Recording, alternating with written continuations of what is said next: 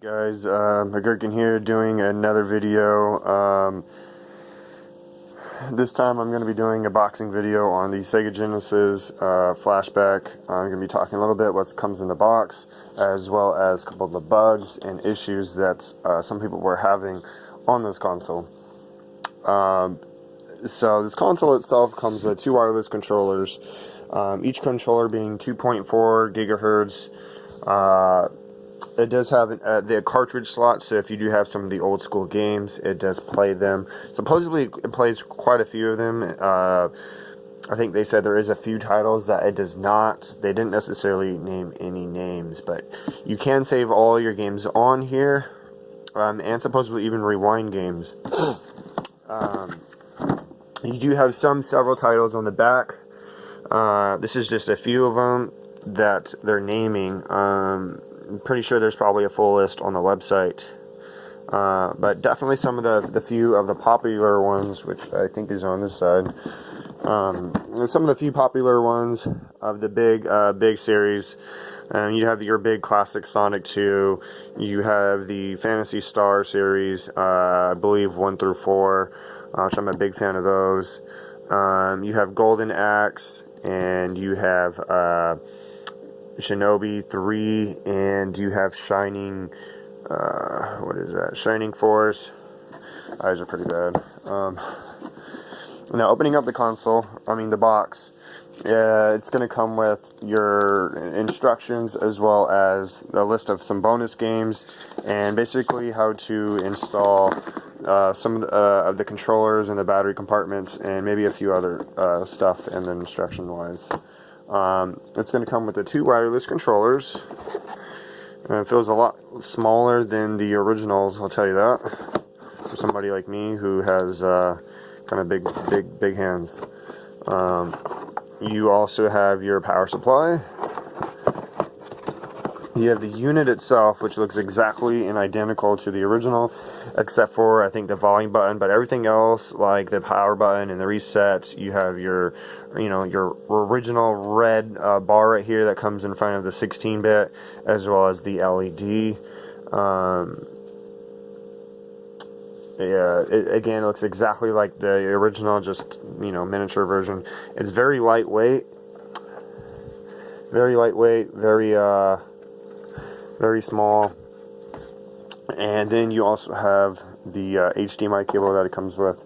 And that's actually really it in the box itself.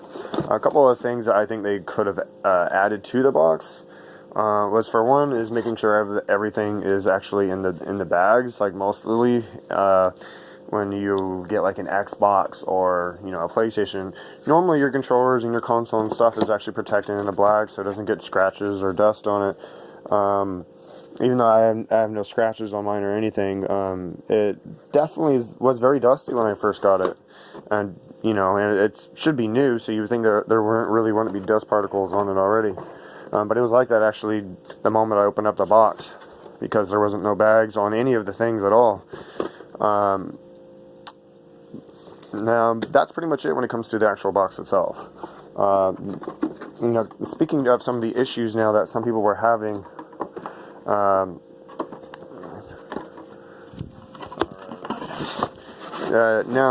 list some of the issues that some people were having on the console itself. Some of them I can address. Some of them I have no idea on actually if there's, you can say, fixes to them or solutions to them. Some people were saying that there were several sound issues, as well as a couple of the games were glitching.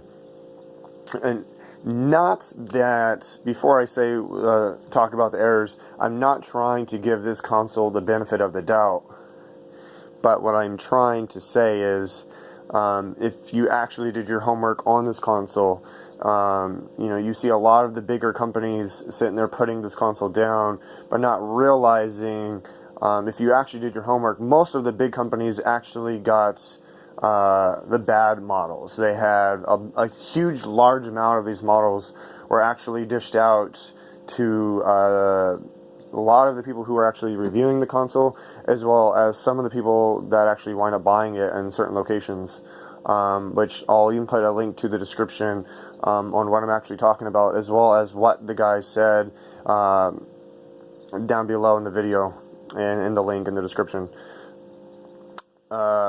Basically, a few of these definitely were sent out that were older firmware and weren't the latest firmware. It was one of the very first models that they already knew the problems, and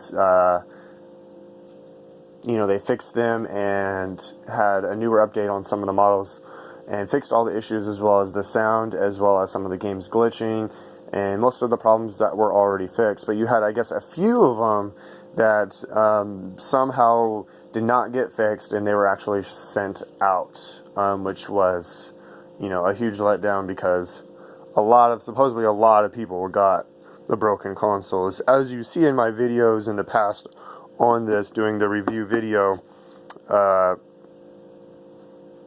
I haven't had any problem at all with my console. I haven't had any glitches on this console. I haven't had any weird sound effect problems. I know some people were saying that when you jump on some of the Sonic games, it looks like it lags a little bit. I haven't even had that. To me, it plays really good. The speed plays really good on it. It's not like it's, the guy's lagging from jumping or anything like that.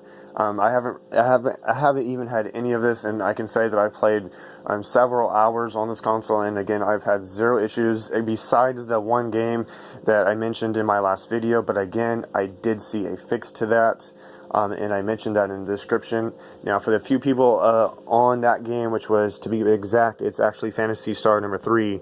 I mean, not Phantasy Star number 3, Phantasy Star number 2. And you've seen a couple people in the description saying to press the mode button or hold down the C, because back in the day, that's what you do, pushed. I pushed all the buttons.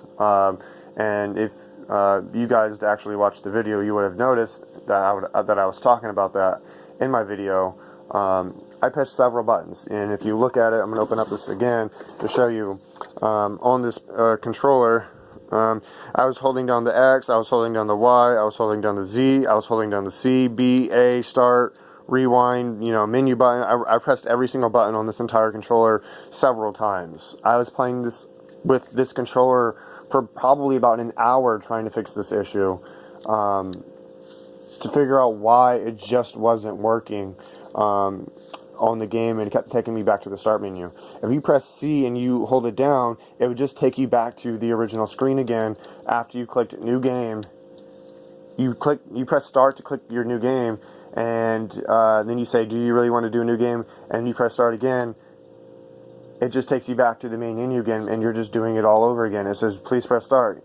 You press start, and it just brings you back to the main menu. If you press C, it just takes you back to the main menu. If you press B, it just takes you back to the main menu. The only solution that I had to that was if you press start and hold down C, and somehow that did it, and that was the quick fix that I got, and you were able to type in your name, which apparently I thought was a 3-digit name. I guess it was a 4-digit name.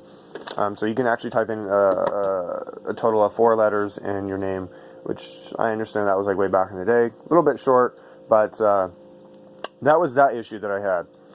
And known to the sound and the video problems that people were having, I wouldn't necessarily make this entire console, I wouldn't necessarily say that this is all of these consoles are completely, trash, because a few people had a simple problems with the firmware on it. It's not like this is a hardware issue.